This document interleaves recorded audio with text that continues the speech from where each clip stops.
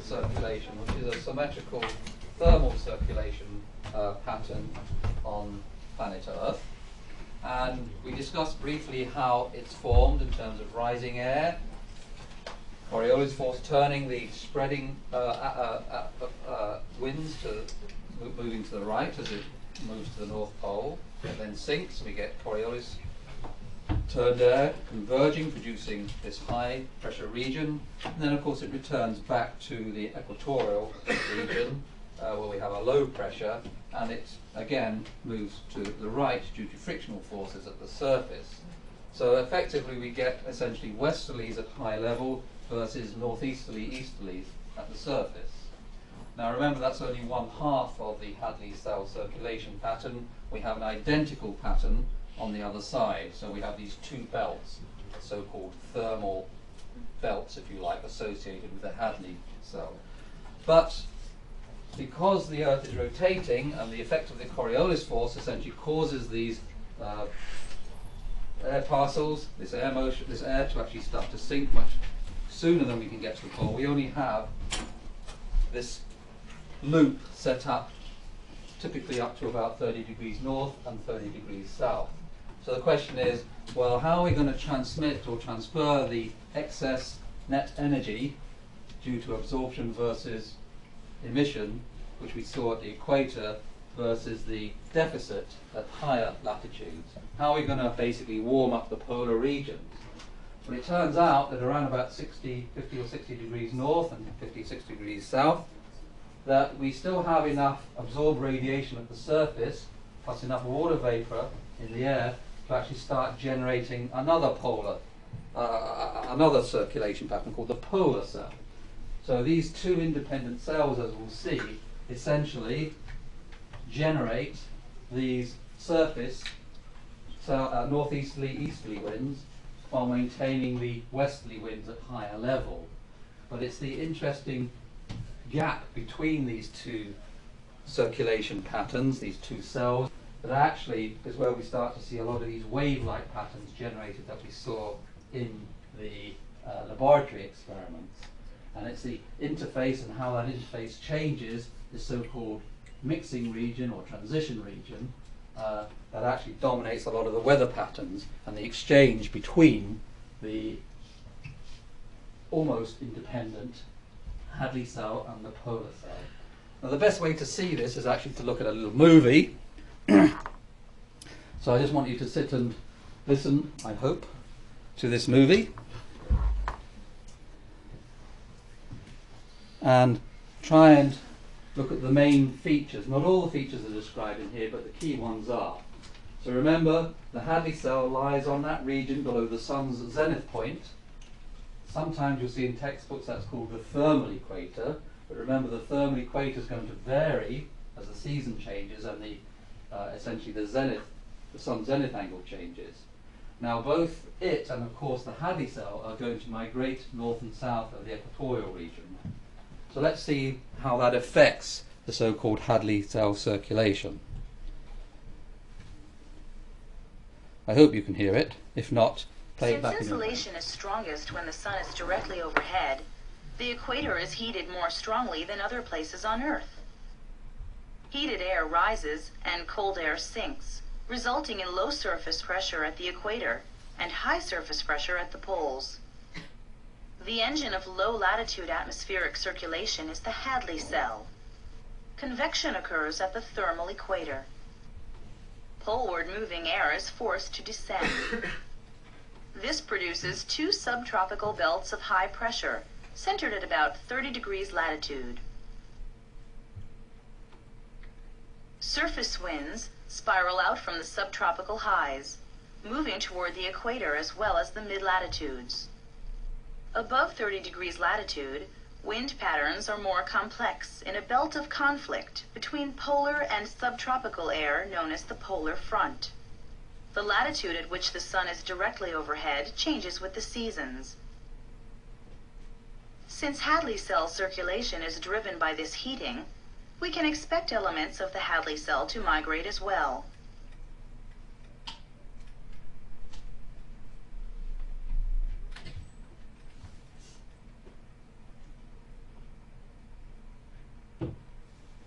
high altitude, air moves without the drag of surface friction. This geostrophic wind moves along rather than across the pressure gradient. The westerly flow of upper air frequently forms undulations called Rossby waves. Warm air pushes poleward, while troughs of cold air, brought south, are pinched off, leaving pools of cool air in the mid-latitudes.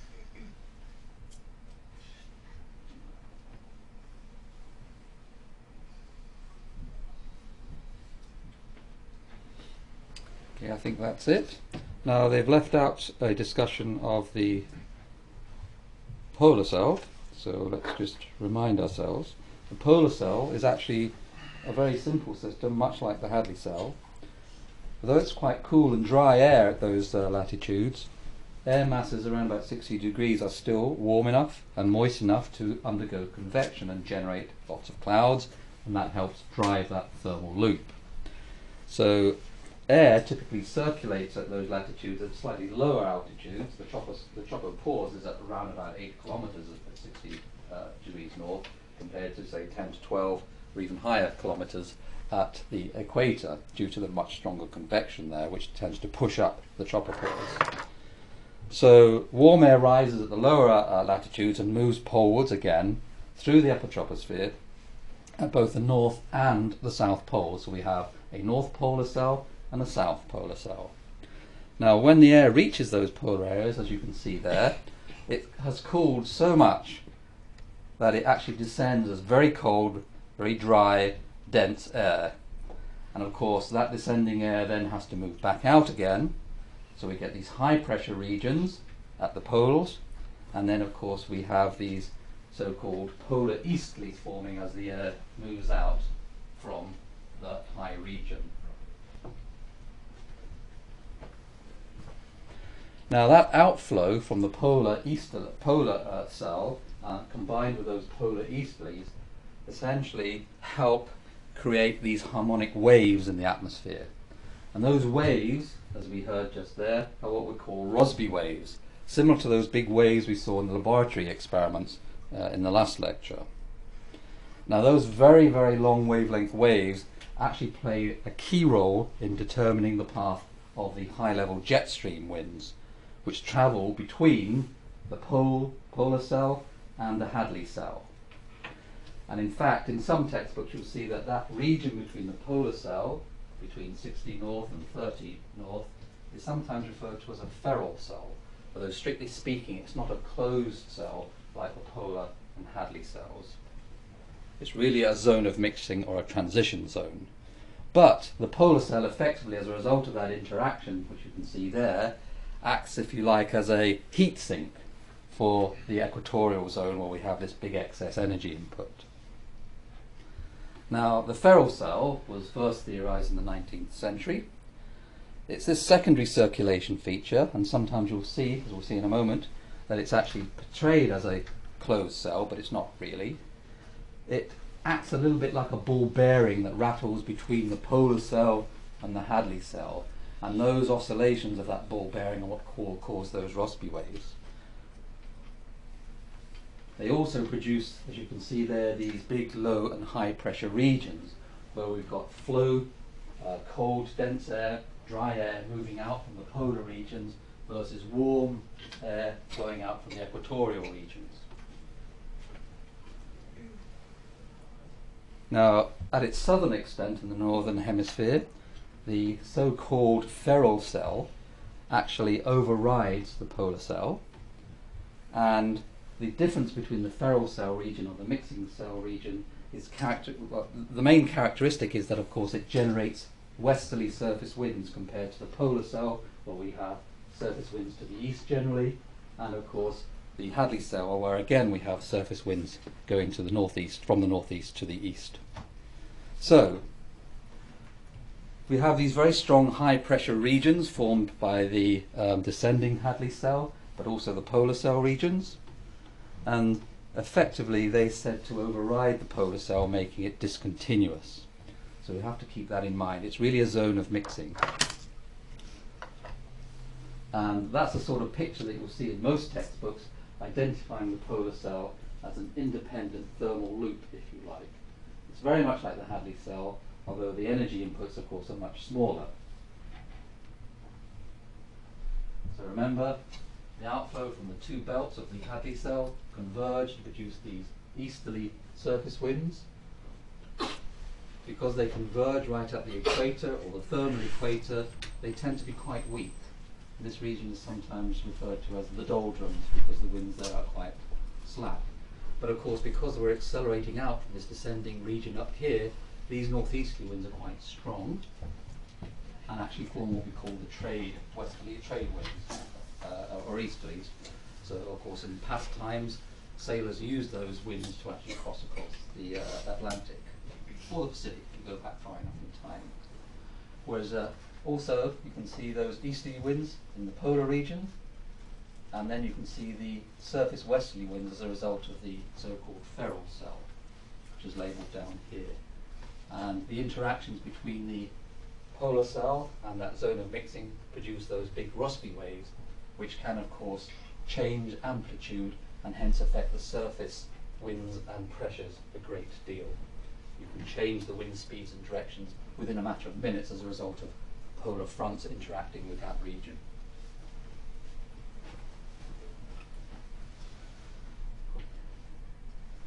So remember, upper winds are essentially westerly, surface winds are generally easterly, except of course in the transition zone region or the Ferrel cell region, where of course we've got surface westerlies, or what we call the prevailing westerlies.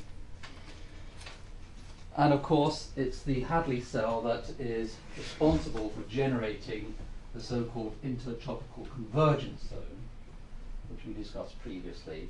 And pretty much you can always see when you look at this region with a satellite, you'll always find clouds all the way across that band across the equator, the thermal equator. Bit harder to see in this picture, but you can also see a similar polar band of clouds at around about 60 degrees south as well. Bit more complicated in the northern hemisphere because of the interaction of the Ferrel cell there is more complex due to the interaction with the topography. So this picture from an older textbook is actually a little bit more clearer, and you can see that the Ferrel cell tends to overlap the polar cell, or the so-called polar front, a little bit more, which defines the polar jet, the higher flow air between the polar cell and the Ferrel cell, just as it tends to also overlap with the Hadley cell here, defining the so-called subtropical jet. So remember those basic characteristics of those two cells and roughly how they interact with the zone between the mixing zone or the Ferrel cell. So, a little bit more about this Ferrel cell, or transition or mixing zone. We have these wave-like motions, which we saw. They're going to transmit or transport warm air upwards and polewards, north and south, and they're going to cool, or rather, I beg your pardon, they're going to transmit warmer air to those higher latitudes. So we have this cool equatorwards motion, then we have downwards motion in different parts of the wave, and that motion can be thought of as interchanging air parcels which move along a slant path, let's say average slope chi, and if the slope is of constant density, which means effectively constant entropy, then if the surface is greater than chi, the exchange leads to what we call a reduction of potential energy, and the kinetic energy of the wave motion is going to increase. So effectively that's a sort of summary of what happens in the Ferrel cell in terms of changes of density, slope, and how that might lead to changes in the kinetic energy of the wave, which of course is going to affect the winds at the surface. Now if the wave-like flows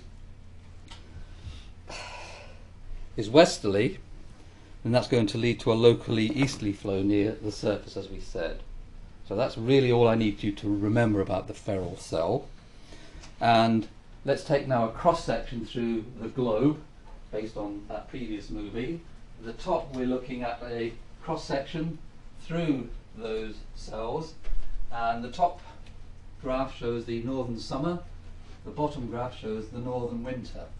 And you can see that the key difference is that the polar front, which is defined by the polar cell, tends to move a little bit further south, as we saw in the movie, so actually less than 60 degrees north. So it tends to undercut to some extent the Ferrel cell, which overlays it. So we tend to get more cloud and precipitation moving to slightly lower latitudes, as we can see there. Don't forget we have the northeast trade winds in the Ferrel cell region. We've got the westerlies in the transition region, or what we call sometimes the subtropical region. And of course we've got the easterlies again in the polar cell region. And we get essentially the same thing happening in the southern hemisphere. And you'll notice in the northern winter, southern summer, that outflow from the Hadley cell essentially pushes a little bit more to the south. So of course the Ferrel cell mixing zone pushes a little bit further south, and the polar front goes a little bit further south again. So the precipitation and cloud formation moves further south with it.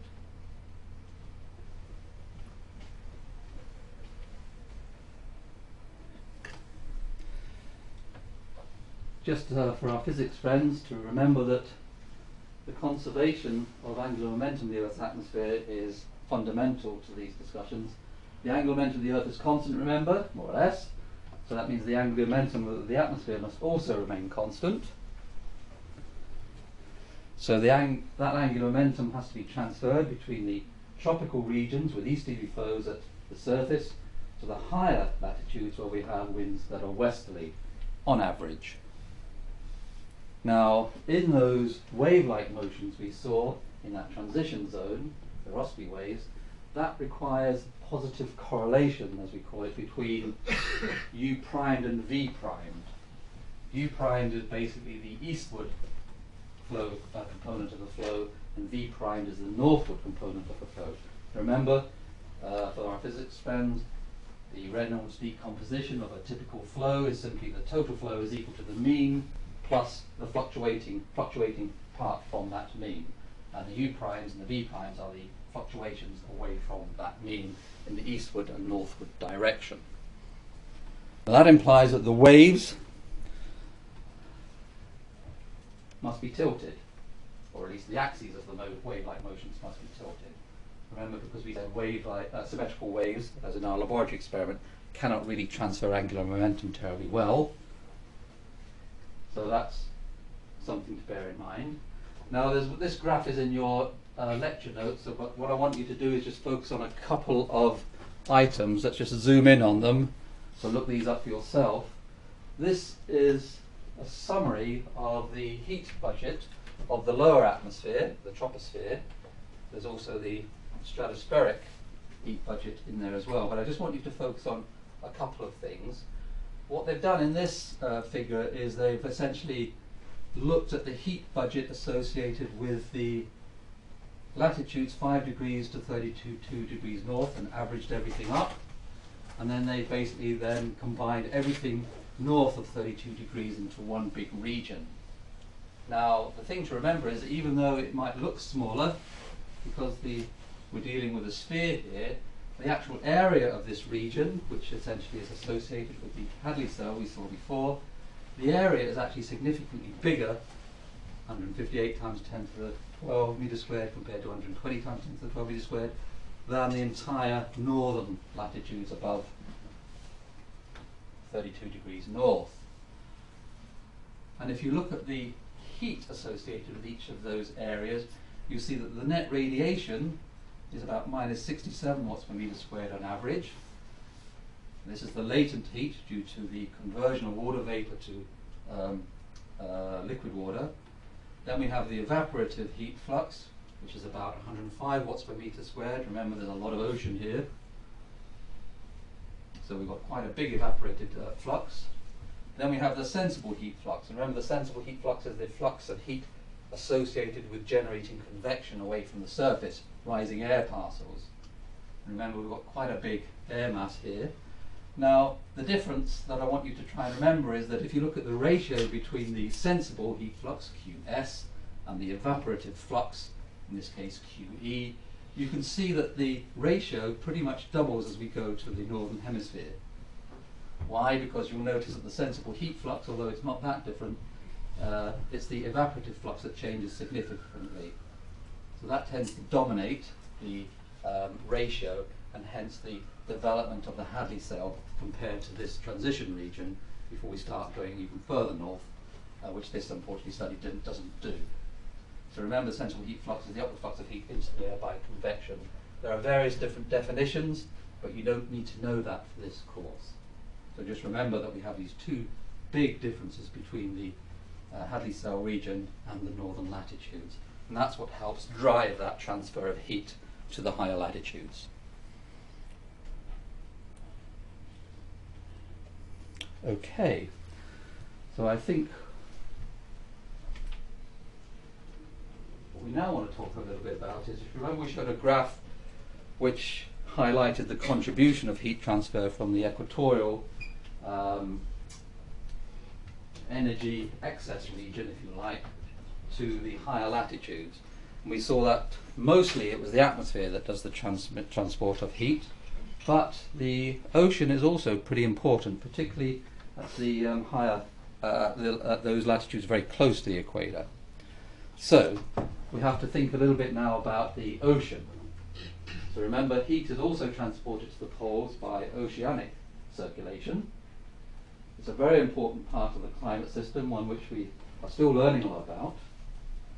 Now, as in the atmosphere, you have to remember that ocean circulations are also going to be driven by density changes, buoyancy effects. And just like the atmosphere, those buoyancy effects and those currents that are generated are going to be affected by the Coriolis force, because the Earth is rotating. It's also going to be affected by drag at the interfaces. What are the interfaces? Well, the ocean bottom, but also the interface between the atmosphere and the ocean itself, as we'll see, is very important for helping develop some of those ocean circulations. So now we're moving away from the Hadley circulation, the polar circulation. We're going to talk a little bit about the ocean, the main ocean circulation, which we call the thermohaline circulation. Now, if we actually measure the depth of the ocean, it changes quite a lot depending upon the continental differences, etc. But the average depth is around about 4 kilometers. But the important thing to remember is that most of the life in the ocean is actually confined to a depth of around about 100 meters on average. That surface water is also quite warm because of absorption of radiation into the top layer of the ocean. It doesn't really penetrate very far. So the 100-meter deep top layer, or mixed zone or layer, that tends to be both warm, but surprisingly it doesn't actually contain very much nutrient. It doesn't also contain very much carbon dioxide. Because it's warm, remember, warm water doesn't hold as much CO2 because of the strong absorption of light, and anything that dies there tends to sink, so we have all this decaying biomass sinking down to much deeper levels. So there's a lot more carbon stored at deeper levels than there is in this thin layer at the top of the ocean.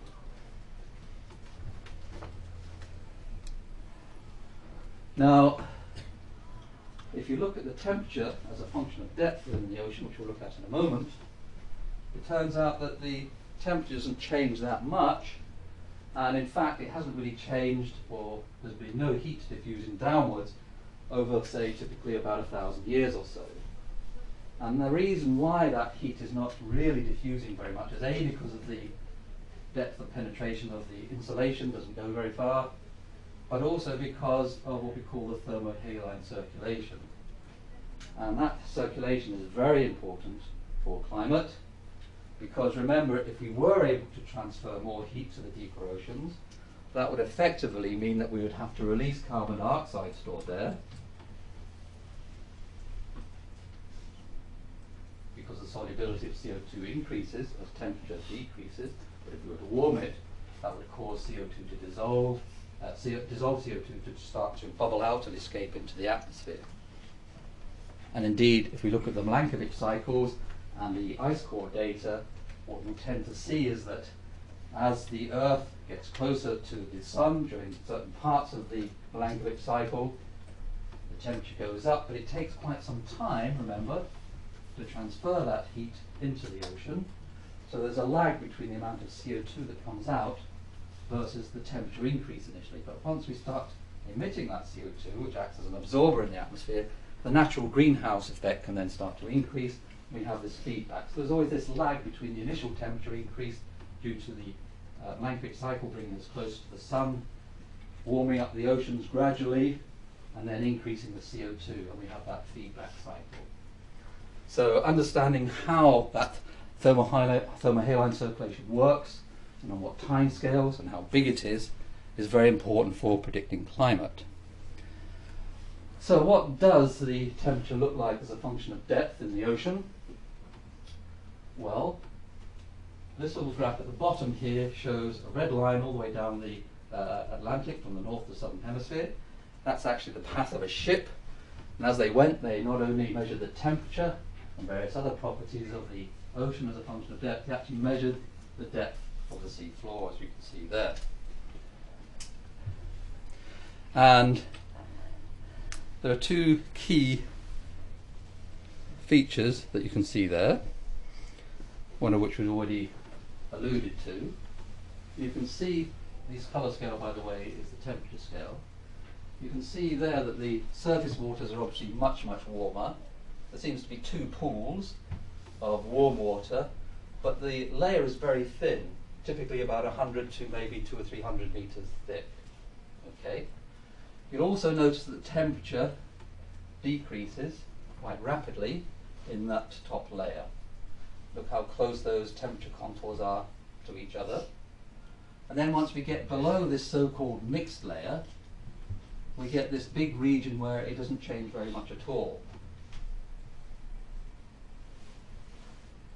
So what we can see here is essentially a very stable, cold oceanic layer topped by a warm layer. And that cold layer is going to inhibit any heat transfer to deeper parts of the ocean. Now, where you see the biggest change in temperature as a function of depth, which of course is very close to the surface of the ocean, that's what we call the thermocline. So remember, the ocean is heated from above, and so becomes stably stratified, and that inhibits heat transfer to lower levels.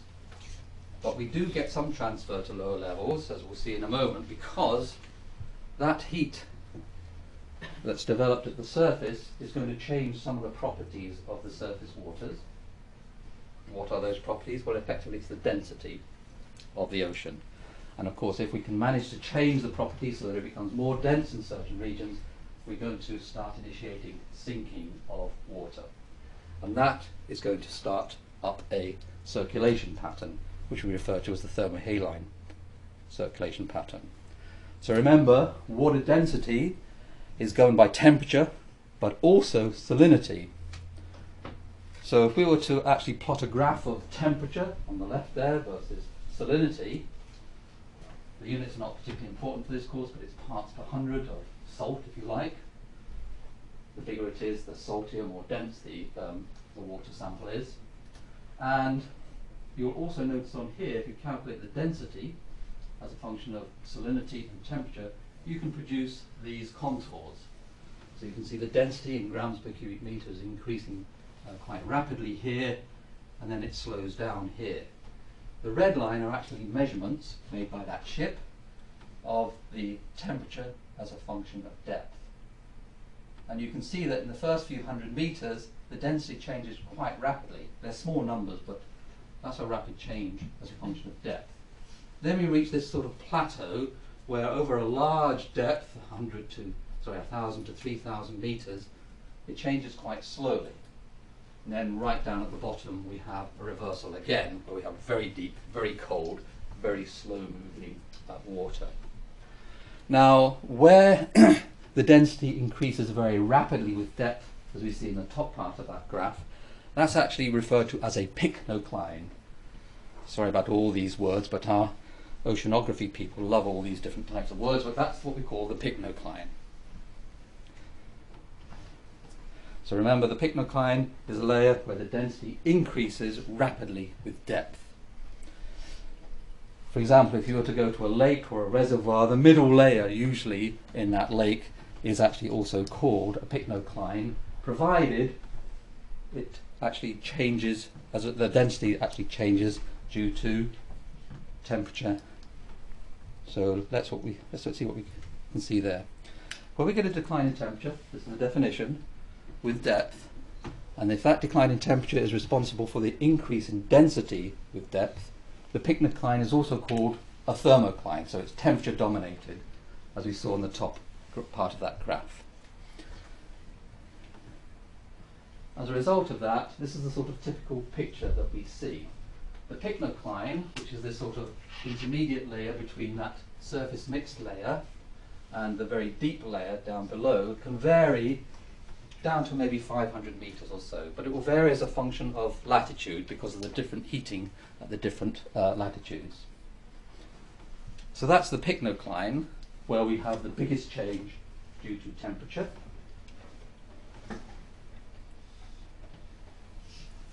And remember, cold water is denser than warm water, salt water is denser than fresh water. So where we have a decline with depth being responsible for the increase in density, what happens? Well, that's where we form basically the pycnocline, but because it's temperature dependent, it's what we call also a thermocline. Confusing, I know. On the other hand, if that change is dominated by changes in salinity, we also refer to it as, I'm afraid, yet another word, the halocline. So if any change in density, or rather salinity, is responsible for the increase in density with depth, that's what we call a halocline.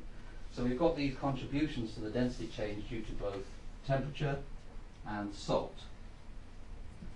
And how do we increase the amount of salt? We might increase the amount of evaporation from the surface, leaving behind more salt, so the water becomes denser. So we have to look for regions where we have, for example, temperature changes, but also salt content changes. Now remember, the pycnocline we said starts at around about 300 to 500 meters, but it can go all the way down to maybe 1,000 meters in some cases.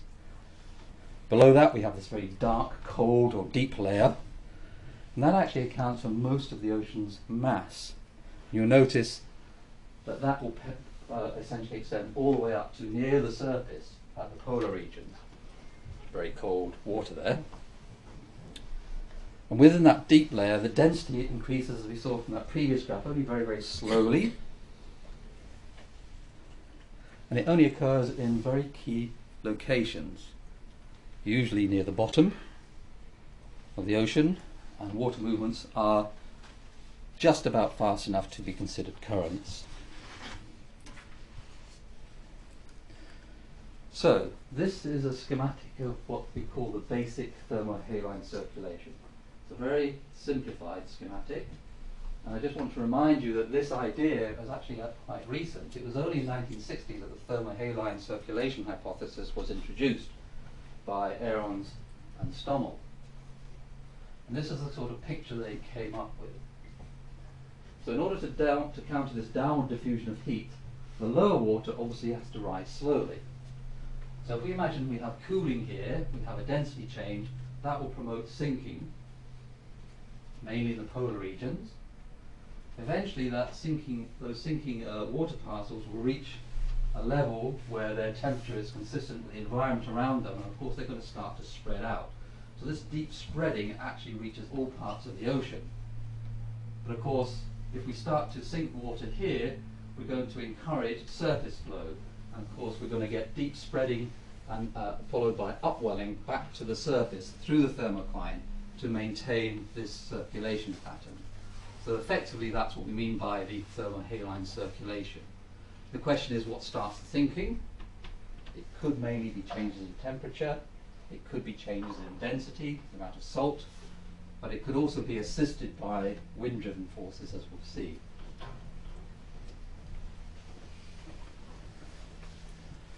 So at high latitudes, where the temperature changes with the depth are much smaller than at lower latitudes, in those regions the salinity-induced changes in the density are likely to have the largest effect. So around about 30 degrees, as we can see there. And what that tends to do is promote these sinking waters generally, current outflow from the equatorial regions to the polar regions, And of course, when we go here, we have big changes in temperature. That encourages essentially this deep water downwelling current, which we call the North Atlantic deep water current. Now the water here is slightly less cold than the water that sinks down from the South Pole, which is called the Antarctic bottom water current, and so it tends to override it. And then we have this intermediate zone between, and then of course we have our surface water there again. And remember, those downwelling currents contain a lot of nutrients. And of course they're going to have quite a lot of dissolved CO2 as well. The surface water, very little CO2, tends to be quite well oxygenated, as you can imagine, as well as being much warmer. So what causes these salinity, these density changes? Well, we've mentioned salinity. How do we change the salinity? Well, of course, what we can do is we can evaporate water, leaving behind more salt, increasing the salinity and hence the density. But don't forget, we can return water to the surface through precipitation.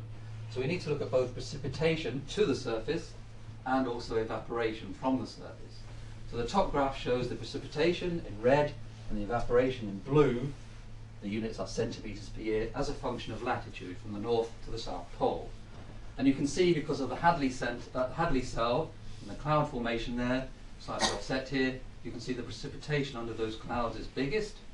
Then we see a peak in the evaporation outside, or at the extent of the Hadley cell. And then, of course, it seems to decline with latitude, as you might expect, based on the evaporation flux we mentioned earlier. The precipitation, again, tends to increase at around about 60. That's, of course, the mixing zone we talked about, entering into the polar cell. So we get this extra peak of precipitation. But what we really want to see is actually the net effect on the amount of water removed from the surface. So let's take the evaporation flux minus the precipitation, again in centimetres per year. That's that green curve there. And again, you see these very strong bimodal distributions either side of the Hadley cell, as we might expect. So how does that compare to the salinity? Well, of course, if you remove more water due to evaporation, you should make the ocean more saline, denser. And indeed, if you look at the red curve, which is the salinity, it corresponds quite well with the E minus P curve. Interestingly, if you go to the North Pole, you'll see that the salinity increases again. That's actually quite important. Why do you think the salinity is increasing even though the precipitation might not be as big? Well, don't forget, when we go to the North Pole, the Arctic Ocean, we're going to start to freeze water. Freezing water is another way of separating out carbon dioxide, water, and salt. So we have salt surrounding lots of nice fresh water ice. And that's another way of increasing the density of the water at these polar regions. And that's what is going to encourage partly sinking of water to produce the thermohaline circulation. So at high latitudes, freezing of seawater leads to segregation of salt from ice, increasing the density of the surrounding water. And as the temperature of the water falls at high latitudes, the surface water is then encouraged to sink, setting up this circulation pattern. And that's what's shown there. Now, of course, that's a very simple description. That pattern that you can see there is obviously going to be modified significantly depending upon the distribution of the continents and the ocean surfaces. In fact, let's look at what it actually looks like. So this is a 3D picture of the thermohaline circulation. And you can see all of those deep ocean circulations are actually connected together by what we call the Antarctic circumpolar current, which is this guy going down here. There is only one location, actually, in the northern hemisphere where we can produce seawater dense enough to start sinking. It's a very, very important region. It's actually in the North Atlantic. It's only there that we can cause water to start to sink. If you look at the Indian Ocean or the North Pacific Ocean, the water there is too warm or not saline enough to start the water to sink. So what we have is a lot of these surface currents, which are in red if you look at the blackboard pictures, but it's only here that we start to encourage sinking. And if we look at another picture later, you'll see that there is actually a surface current going across into the so-called Norwegian Greenland seas. And that causes, essentially, that basically is the return flow from sinking dense saline water down to the surface, producing a big plume moving out down the Atlantic, which you can see with this blue line here. It's not the only source, but it's the main one. There is some that comes out of, for example, the Labrador Sea. A little bit comes out from the Mediterranean, but those are not quite as dense or as cold. It's mainly this one coming out of the Norwegian Greenland Sea across a big ridge connecting Scotland and Greenland, called the Norwegian Current. And it's that that actually promotes this connection with the Antarctic Circumpolar Current. And the question might be, well, what happens if we somehow manage to stop or prevent this sinking here? What happens to the circumpolar current? It's an interesting question which people are looking at. There are various different components of the currents. For example, the Wheeler's current, for example. I think that's the only one mentioned, but there are others. But the main one to remember is the Antarctic Circumpolar Current.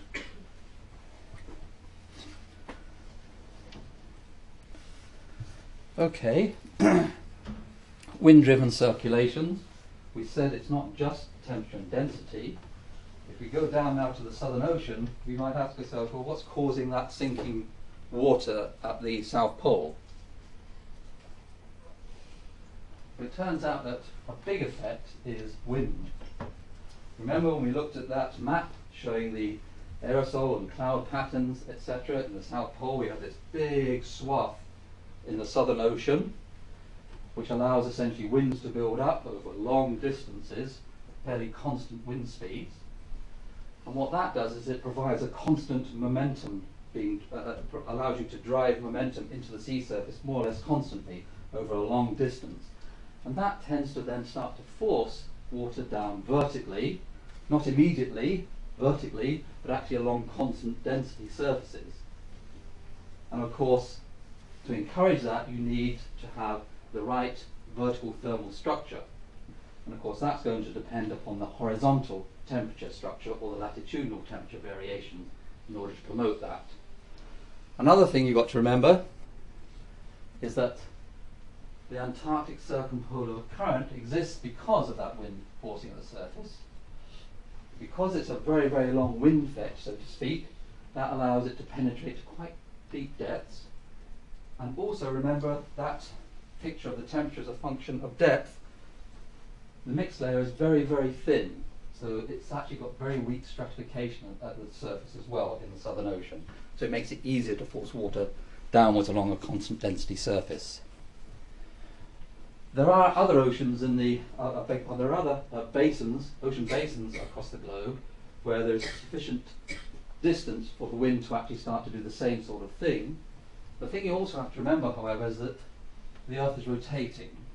So if we were to look at, say, an ocean region in the northern hemisphere, what tends to happen is that the wind is going to exert a torque.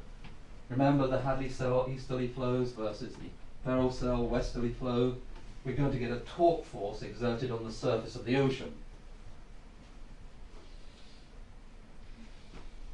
But because of the rotation of the Earth, we are also going to get effectively a sort of a concentration of northerly winds, much stronger northerly winds in the western part of that circulation, and much weaker winds in the easterly part of the circulation. And these are called ocean gyres. And as you can see, because of the effect of the rotation of the Earth, they're not perfectly spherical, circular, because of the variation of the Coriolis force with latitude. And these ocean gyres, as they're called, are actually very common. So remember, in the northern hemisphere, this effect gives rise to a strong poleward-westward boundary current with a much weaker return equatorial flow. If we go to the southern hemisphere, we just reverse that picture. And this is actually what the ocean gyre picture looks like across the globe. So the reds actually show the warm ocean currents, the blue, the colder ones. So, for example, there's one in the South Pacific, one in the North Pacific, North and South Atlantic. It's a bit more confusing in the Indian Ocean, but you can see those are actually quite distinct. And you do have this effect where you have the stronger currents over here compared to over here. We talked a little bit about them when we also discussed what was happening along the coast of South America when we looked at aerosol cloud interactions. There's actually one interesting feature, particularly in the Pacific Ocean, which you might want to look at very closely.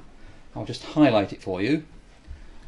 Now remember, these ocean currents, because of the way the Earth rotates, they tend to be moving in this direction here, easterly, with the winds from the Hadley circulation. Similarly on the other side of the equator. But you'll notice this line here is going in the opposite direction. Remember, these are not just at the surface, they're actually below the surface as well. It turns out that the main current here is actually just below the surface, and this is counter to the more surface flows either side. And that's what we call the equatorial counterflow. You might ask yourself, well, why is that? Why have we got a counterflow just in that region? What's going on there? Anybody know? Mass conservation. Everything can be answered with mass conservation. Remember when we looked at the sea surface temperature gradient from here all the way up to here? What did we see? Is the temperature of the ocean surface warmer here or colder than over here?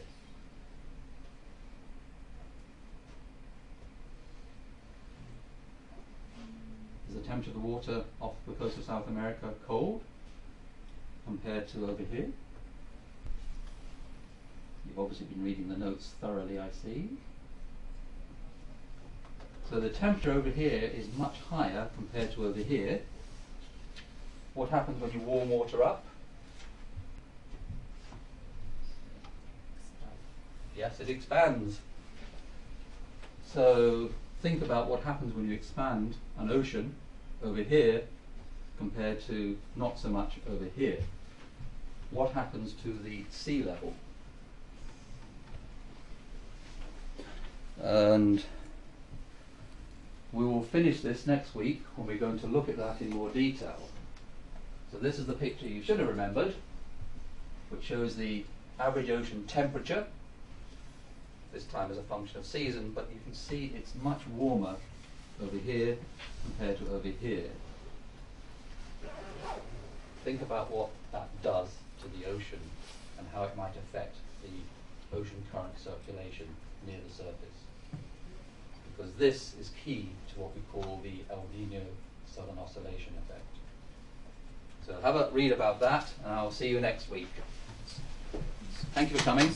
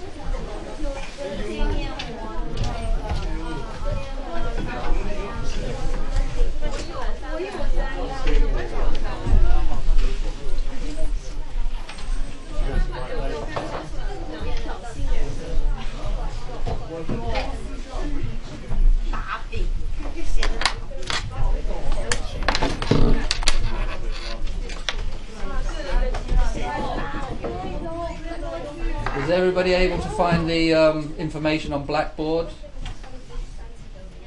I know one or two of you had trouble, from physics at least. Physics always do things differently. Okay, no problem.